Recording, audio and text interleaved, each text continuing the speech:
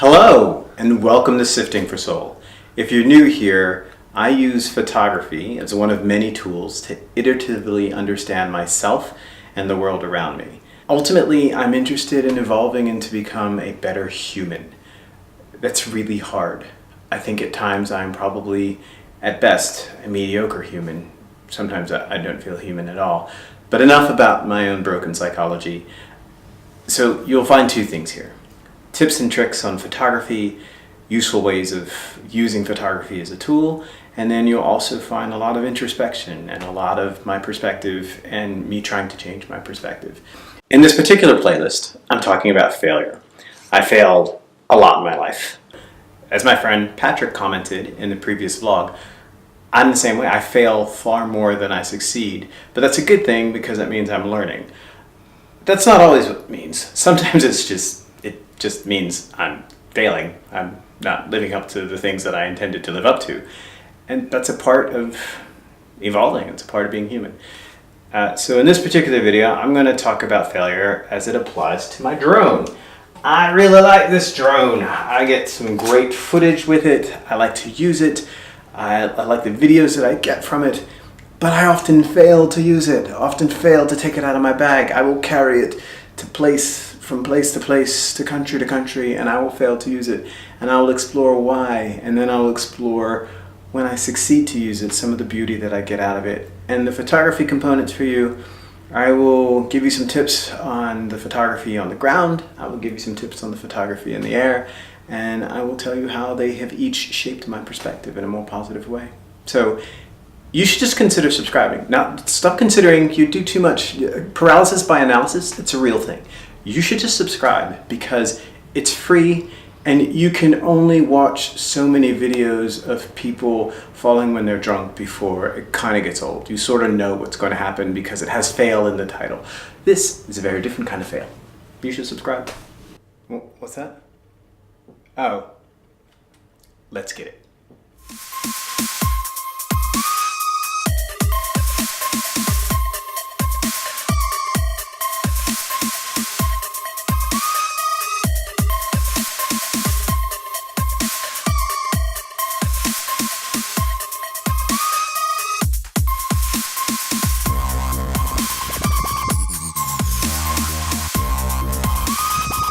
Now, how did I even end up with a drone?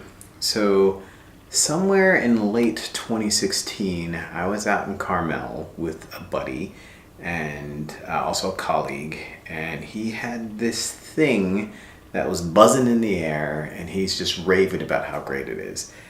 He's not prone to raving about technology that's not great, so there was something to it. I trust his opinion on things. But even though I trust his opinion on things, I had no idea how much I was really going to love the video that came from this thing. Now, at the time, I wasn't doing vlogs. I didn't even really know what I was going to do with video. I just thought it was cool looking. So one of the things I like to do, and I'll circle back to this at the end, is actually watch drone footage, especially when the drone is really steady and sort of going over a beautiful body of land. I just find it really relaxing and really soothing. And so I saw this footage that he shot with it and I loved it. It was great. And he did like this like circle thing on us and it was just really cool. Now I took an image from that time at Carmel and I've already posted it on Instagram, so I'll put it up here so you can see.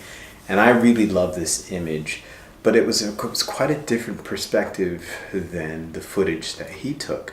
And the image that I had really captured the way I felt about it, but it didn't really change my perspective at the time. It was really capturing my perspective. And it was beautiful, but there was something about his footage that stuck with me. So I lasted probably a month before I had my own drone. And the way I selected my drone was basically I wanted a combination of something that was really portable, but also had a camera that could get decent enough resolution and pretty well rated. And price-wise, I think I was looking right in the neighborhood of $1,000 was my budget. That was sort of the amount of money that I was comfortable spending on something that I would use periodically. Unfortunately, there's a learning curve to operating this thing. And my camera, I carry quite a significant amount of gear. If you've watched my earlier video, I talk about some of my gear. I have 2 Pelican cases full of camera gear that I don't carry around regularly. And then I have another carry-on sized bag full of camera gear of the stuff that I carry around on the regular. And it keeps growing. And so that kind of gear attracts attention. And this may not sound like I'm being honest because I'm doing a YouTube in the public domain, a YouTube video in the public domain. But I actually don't want a lot of attention. I don't crave a lot of attention. I'm an introvert. I'm not a socially awkward introvert, but I'm an introvert, and I get drained by too much attention and too many people talking to me. And so I really don't actually want a lot of attention. My camera gear already brings a lot of attention. A drone brings a ton of attention. It's attention from people who are really genuinely cool, like interested in what the thing is and how to use the thing. And then there's attention from the people who think that I'm interested in what's happening in their lives. So it's a tool that I'm using to spy on what they're doing at the beach because I deeply care about what they're doing at the beach. That's the thing that I want. I don't think they get how optics work. Like if you look at the videos and the footage, they're a speck. They might as well be sand on the beach or the beach itself, not something that I'm spying on. And of the things that I care about, that's not on the list, what they do at the beach. And so most people who have drones really want beautiful footage. They want cool images. They don't really care. Still, the paranoid populace, there are more paranoid people than sensible people, and so you get a lot of those sorts of things. So one of the reasons why I don't fly the drone very often is because I am hyper conscious of people coming up to talk to me. And then you get in your psyche this idea that you're not supposed to get in trouble. You're not supposed to be bad. And this is exacerbated by the fact that I grew up as a minority in the US, and there's a certain connotation associated with being a bad boy and being a criminal or being an undesirable element of society.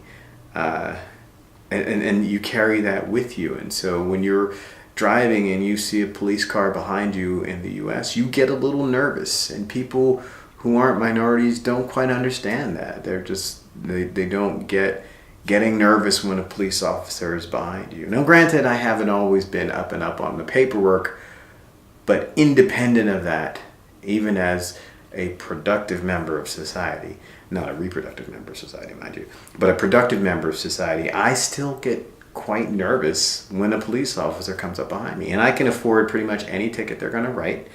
This is not a challenge. If you're a police officer and you're watching this, that's not a challenge. I'm just saying that I don't really have the same kinds of things to be nervous about, but I'm still nervous. Anyway, so all of that factors in, and I carry this drone around with me, and I'm reluctant to take it out. So I've been to lots of beautiful places, and I have never taken the drone out, and don't have a single shot of it. But not this time. This time, maybe, I guess about a month ago now, I was at Whitley Bay. I specifically went there because I watched a YouTube video by a photographer that I admire and respect, Thomas Heaton. Takes some beautiful images.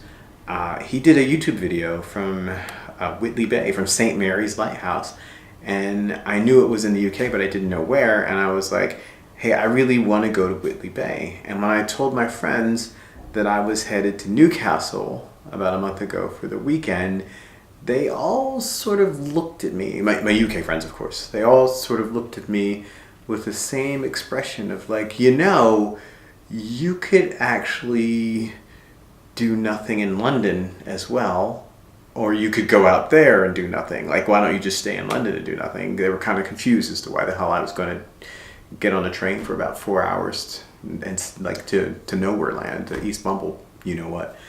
But I was specifically going out there to the lighthouse, and this is something that I mentioned earlier that I really love about photography. Not only does it force me to change my perspective, but it forces me to go and see things, to go and experience things, to go and feel things that I otherwise wouldn't. They wouldn't. They'd have no compelling reason to go out there to just see this stupid lighthouse. But I went out there, and from the ground, it was magnificent. So here are some images from the ground. And what you can see is from the ground, it is this giant white tower. And so the symbolism is just rich. It's this white tower that lords over you and protects you and will keep you safe. And you can see the dramatic sky, and it looks like a storm's coming and there's imminent danger, but you can hide behind the white tower which shall protect you. And it seems so massive, somewhat phallic, granted, but still, it just seems like it's going to protect you, and it has the ability to protect you and shelter you. And it gives you the sense that you will be okay as long as you cower behind it. And that's one perspective. But then from the air, when I finally got the drone out, I'll show you the shots now. From the air, you see that while it's still the subject of the image, it's tiny. It's this small little thing that has to protect this giant swath of almost eternal land as far as the eye can see. And this really changes like how significant something looks when you're looking up and it's lording over you, to how tiny it looks when you're looking down. It really gives you like the immediate sense of the big picture perspective. And it changes from this powerful thing to this tiny thing, to this little thing that's protecting the giant land behind it. And it just forces me to rethink about what I am. Sometimes I feel like I am a giant thing, protecting all of my secrets, protecting all of the things that I hold dear. And then I see something like this, and I remember that I am a tiny thing. And it's okay to be a tiny thing. And my problems, my sadness are tiny things. I forget who it was that said small things to a giant. But I like that. But I used to like it thinking I was the giant. And this reminds me that I am not the giant. I am a speck. And treating my problems like they are giant. I went to Whitley Bay because I wanted to take a picture of this lighthouse. But I needed to take a picture of the lighthouse because I'm struggling with depression, and I'm struggling with meaning, and I'm struggling with sadness. And I will always struggle with these things. But they are specks too. And I am a speck. And I don't mean that I am a speck in a way that, like, I think I'm insignificant and I'm going to go away. It's not some sort of cry for help. I mean that these things that weigh me down are but a part of the meaning in my life, a part of the pieces that make up my life. And there are many pieces. And I should not get so weighed down by these tiny pieces. And I should not get so weighed down by the tiny speck that I am, but understand that I'm a speck on a much bigger plane. And that is about it for this episode of Sifting for Soul. I realized that at the end of the episode, my voice gets a little softer, and as I'm more pensive, it sounds almost like I'm depressed, but just the opposite is quite true. I'm less depressed and more aware. My perspective has shifted somewhat in real time. A bit of me taking you through the perspective shift as I'm looking at these things. And so in the next episode of Sifting for Soul, I'm going to take you through my editing flow on these images because the transition has been quite drastic. Take a look at sort of the start and the finish of some of these images, and you'll see the transition has been quite drastic and really teased out the drama and the colors and the feelings of the scenes. And I do the same thing with my emotions. I mentioned earlier in this episode that I was going to circle back to how soothing I found watching some of the drone footage. So one of the things I've done with the drone footage is I've created a screensaver that runs on Mac and Windows. And in the next episode, I'm going to share one with you for free. After that, there's going to be a nominal fee for them to help support this channel.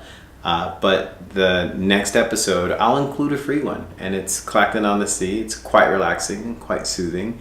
And it's yours to enjoy if you subscribe. So I hope you have a wonderful week. I hope you're able to tease out some of your thoughts and emotions. And I hope peace is with you.